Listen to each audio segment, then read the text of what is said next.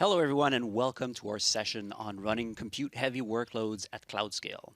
I'm Sebastian Brube, a technical specialist manager on our storage team, and I'm joined today by my colleague, Laura Shepard, who, as you saw in the earlier session on AI and ML, is a global specialist in our file storage team.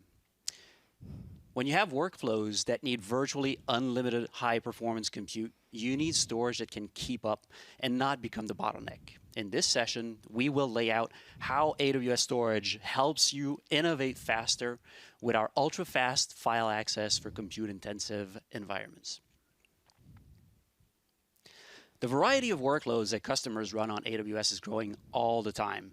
Over the years, AWS's storage portfolio has evolved to meet the customer needs for increasingly demanding and complex workloads. This enabled our customers to harness the elasticity and flexibility of the cloud. Compute-heavy workloads have been around for a very long time. Whether it's high-performance data analytics and enterprise, like SaaS Grid, for example, data analytics and high-performance computing, like weather forecasting or genomics, or machine learning training for Gen AI, or just standard regular ML. For those workloads, employ very large amounts of compute resources to produce their outcome.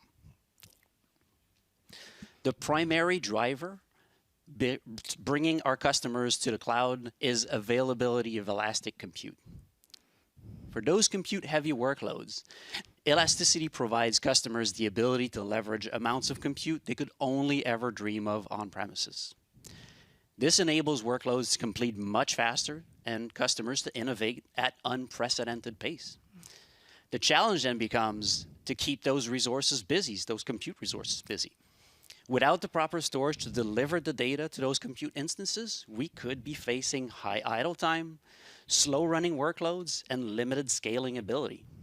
This is why AWS developed FSx for Lustre, a fully managed parallel file system based on the widely adopted Lustre file system. Thanks, Sebastian. So now that Sebastian has explained the challenge at a high level, let's go deeper on Amazon FSx for Lustre, which we designed to provide, fast, simple, cost-effective storage for these highly scalable compute workloads. So fast is a relative term. We're going to be precise, right? So for applications that have a need for speed, FSx for Lustre can scale up to hundreds of gigabytes per second of throughput and up to millions of operations per second while maintaining sub-millisecond latencies. So this means that you can mount hundreds of thousands of EC2 compute cores to a single FSx for Lustre file system and keep up with that high demand for shared data. We also designed FSx for Lustre to be simple to use, right? So you can spin up a Lustre file system in just a few minutes. And because FSx is a fully managed service, right, we take care of all of that routine maintenance. We take care of security updates and all of that behind the scenes so you don't have to. We've also added support to make it really easy to access data on Amazon S3 using FSx for Lustre. And finally, we believe that high-performance storage doesn't need to be high cost, right? So we provide, a wide range of file system options so that you can choose the right price-performance combination for your application. All right, so we did mention that it's used in a lot of places. It is used primarily in big data analytics, machine learning, and in both traditional and commercial high-performance computing, right? So in high-performance computing, it's often used by manufacturing, life sciences, weather, energy, media and entertainment, all those customers who are lifting and shifting these high-performance file environments, these NAS systems, from on-premises to the cloud. In big data analytics, FSx for Lustre is often used as the high-performance data and analytics storage for applications like, as Sebastian mentioned, SaaS Grid or any type of statistical analytics software packages, or by ISVs who are building their own analytics as a service offerings in the cloud. In machine learning, as we discussed in the last session, FSx for Lustre is particularly well suited to reducing the cost of compute, especially in distributed ML training environments, such as those used for creating and training foundational models for generative AI.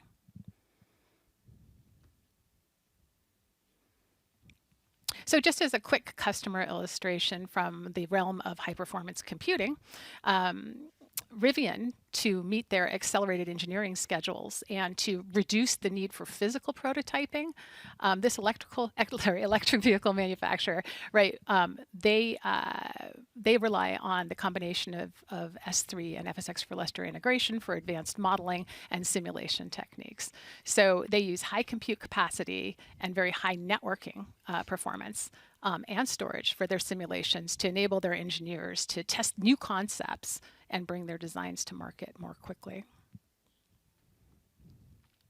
So now let's drill down a little bit on the specific challenges that compute-heavy workloads encounter and how FSx for Lustre addresses them. So a really important thing that we observe time and time again working with our customers in compute-heavy environments is that using the wrong storage approach really, leads to compute waiting for data. And anytime that compute is waiting for data, whether you're on premises or in the cloud, you are spending money on compute that's not being fully utilized. So wait times, they're typically caused by storage not serving those first bytes of data fast enough, right? Latency, or not serving enough data at a time, right? So that's bandwidth. Or because the data that the compute needs first has to be copied from one type of storage to another before it's available at the right performance for sharing and collaboration across multiple instances.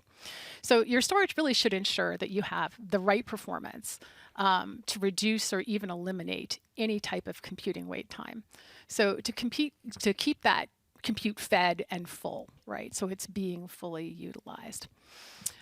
For higher performance workloads like data analytics, distributed ML training, and high performance computing, FSx for Lustre is really designed to keep compute full, so no compute time is wasted. So we do this in a couple of different ways. First, the performance specifications that we already mentioned before, right? That low latency, high bandwidth, high ops. And then this means that customers' compute can get access to data very, very quickly.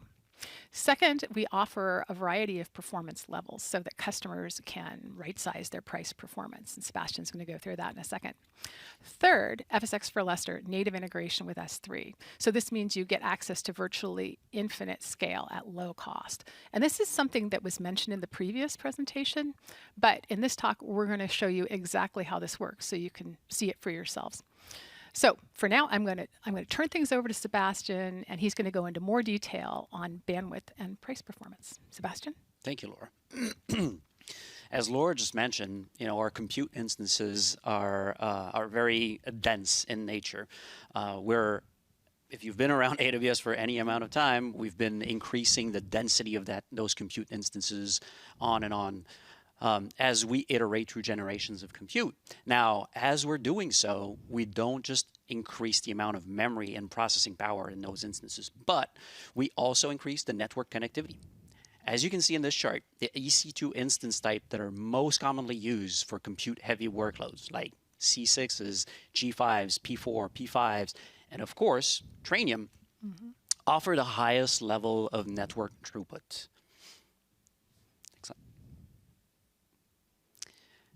FSx for Lustre, being based on a scale-out architecture, can deliver throughput to meet the most demanding workloads. When provisioning an FSx for Lustre file system, customers can select a ratio of throughput to provision storage capacity. This ratio will scale linearly per the example on this slide.